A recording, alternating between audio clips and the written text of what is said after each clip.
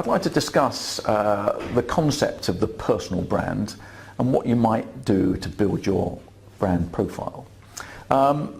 Everybody has a personal brand, whether they like it or not. It may not be the brand they deserve, it may not be the brand they want, but they've got it anyway. So what determines your brand? What you say, moreover what you do, but also the stories told about you. I believe that reputation is everything. It's about what people say about you. It could be a client, it could be a colleague, it could be a boss. What's their impressions of you? Do you do what you say you're going to do? Doesn't sound very sexy, but it's one of the things that can differentiate people. Do you meet your promises?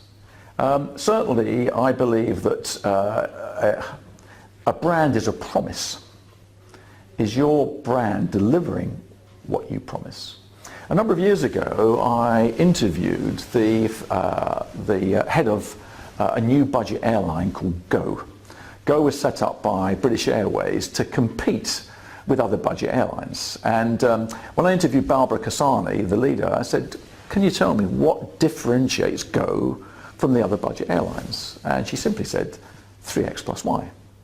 3x plus Y didn't equal anything, and in fact, funny enough, her consultancy business now is called 3x plus Y. So I asked her to explain what she meant by 3x plus Y. The 3x were the three fundamentals of being a budget airline. One, obviously low fares. You can't compete unless you've got low fares. Two, to be a budget airline, very fast and rapid turnover of aircraft.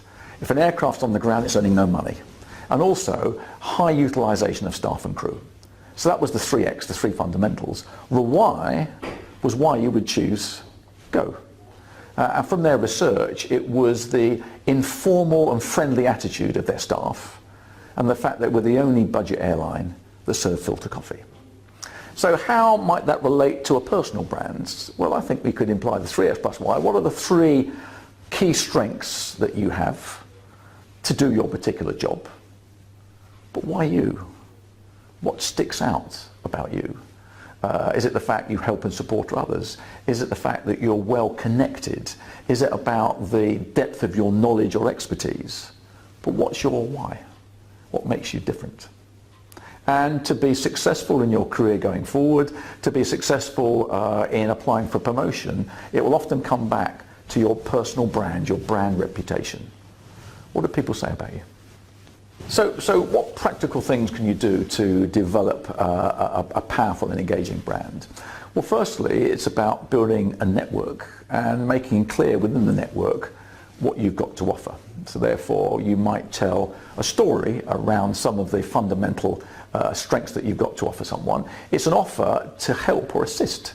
It might be volunteering to take someone under your wing to help develop them, to be a mentor of someone within the organisation.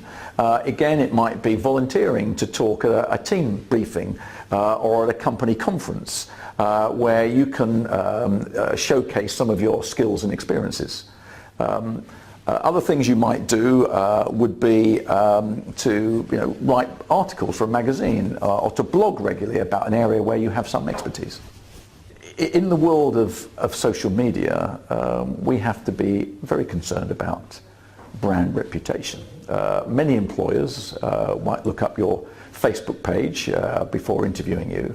And what is important to be connected is to have a fully completed profile on LinkedIn. LinkedIn is the world's biggest database of candidates, and people might find you because of your knowledge and expertise. So therefore, building a brand where you don't mind people looking at that information.